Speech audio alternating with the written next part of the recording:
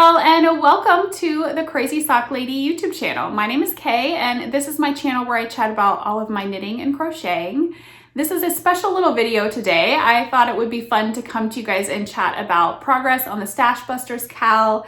But first, I should let you know where you can find me if you're joining in on this channel for the first time. You can find me on Instagram and Ravelry as the Crazy Sock Lady. And all of the places that you can find me will be linked right down below this video. So, like I said, this is going to be about the StashBusters KAL. Again, if you're new and you're wondering what is the StashBusters KAL, I do have a video here on YouTube talking about all of the details with the StashBusters KAL. So I'm going to link that down below for you guys as well if you want to go check out that video to find out more information on the knit along. I am co-hosting it with Julie of Twin Stitches Designs, so make sure you head over and you check out Julie as well. The basis of the StashBusters KAL is just use your stash. Mine is right here behind me. There's quite a bit, and I want to work through it. So that's how this idea came about. So I thought it would be fun to check in with you guys monthly. Hopefully this will be something I'll do throughout the year to chat about, you know, the progress that's being made in the group on Ravelry for the knit along, and then my own personal progress or lack thereof for the KAL, and kind of check in. How am I doing? How are you guys doing with the KAL? I thought that would be a fun check-in to do with you guys, just to see how everyone's doing.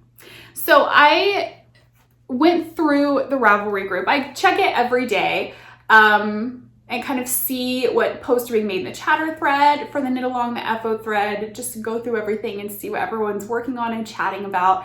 And I can say it's been very inspirational for me to go through those threads and see what you guys are doing, see what stash you're using. Some of you guys are using very deep, old stash, and I think it's so much fun to see the projects that you guys are working on and finishing using your stash. So if you're needing some inspiration on using up some old stash, head over and check out some of these projects that are being done, because it's very fun to see you guys jumping in with this knit along and excited to use your stash.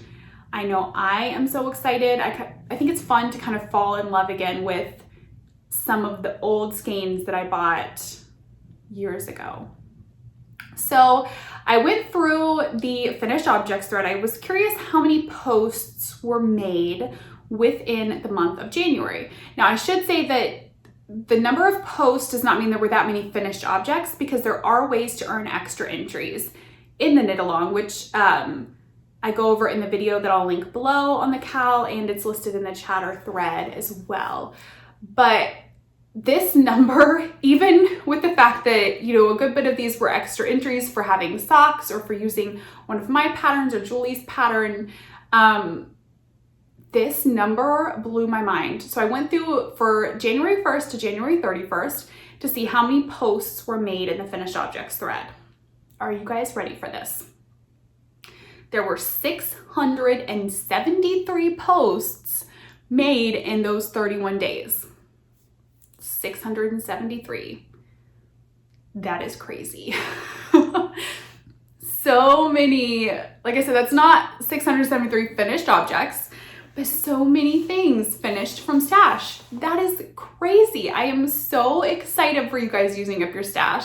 So excited to see all of the posts every day when I go in, all of the new things that have been finished and added.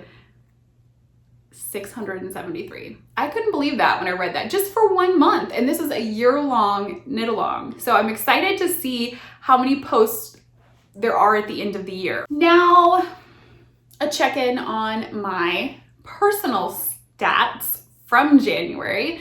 I will be completely transparent with you guys throughout the year. I chatted in the video talking about the KAL, the first video that I did about it, about how many full skeins of yarn I have in my stash, how I went through and I counted that. I have my notebook here that I am going to use throughout the year to track what I'm putting out of the stash and what I'm putting in the stash. So my stats from January were not as good as I wanted them to be.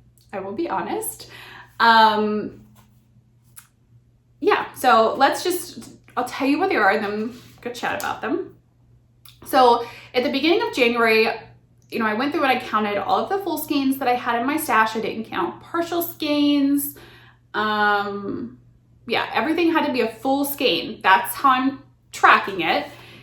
So I started out January with 339 full skeins of yarn in my stash. In January, I finished 2 projects that were from full skeins that had been counted in my stash. And I added 1 more to my stash, which was my Yarnable subscription box. So I only, you know, the way that worked out, I used 2, but I added 1. So I ended January with 338. I didn't, you know, it went down by 1. It's progress. It's progress, yeah. Now I did finish, I had 4 finished objects last month. That it's kind of hard to, how I tracked it because I didn't count scraps or partial skeins, but last month I did finish 2 objects, like I said, that counted from the full skeins of stash. And then I finished 2 other objects that I had, they weren't things that I tracked in my stash. So I'm gonna pop in some pictures here of what all I finished in January. That was from stash. The 2 that counted, you know, were taken out of the full skeins from stash. That was a pair of socks for Eric and a pair of socks for Wyatt. That was the 2 that went from the full skein count. But then I also, from stash that were partial skeins that were left over, those were a hat for Wyatt. Now that really wasn't from partial skeins, but they weren't skeins that I had done in the original count, so they didn't count as a subtraction from that. It was a hat for Wyatt, and then I knit a pair of scrappy socks. So like I said, I didn't count scraps or leftovers or anything like that. So I had 4 finished objects that were technically from stash, but when I go from that full skein count, there were only 2. So going into February, I'm looking over here right now. I caked up a bunch of yarn. I think it was Saturday or Sunday. I can't remember what day it was, but I caked up a bunch of yarn that they will count as using from stash that I'm hoping to get started. And I will not use up all of them. I caked up 7 skeins. They will all, not all get used in February, but they're all for socks, and I'm hoping to get a couple of them cast on and knit up throughout this month. Now I did start a sweater in January using stash yarn, but it's not done yet, and it won't count as being subtracted from that full skein count until it's completed. That's kind of how I'm tracking throughout the year. Nothing counts as being gone from stash until the project is done. So I will get there. I will say I was hoping for more of a drop in January, but I will get there. I'm using stash for projects. I'm pulling it out and I'm using it. So, you know, I will eventually see more of a drop in those numbers. So let me know below how you guys are doing, how you're feeling using your stash. I haven't really been tempted too much to buy yarn. Yeah, there hasn't really been anything that it's like, oh, I have to have that. So far I'm doing well. I'm not saying I'm not gonna buy yarn throughout the year. Not putting any restriction on myself like that. I'm just trying to use more than I'm putting in, being mindful about my purchases. So I hope that you guys are doing well with this. I hope you're still excited about using up your stash and enjoying that process. And I will check in with you guys again after February to let you know how I'm doing with it. So until then, happy knitting. Bye.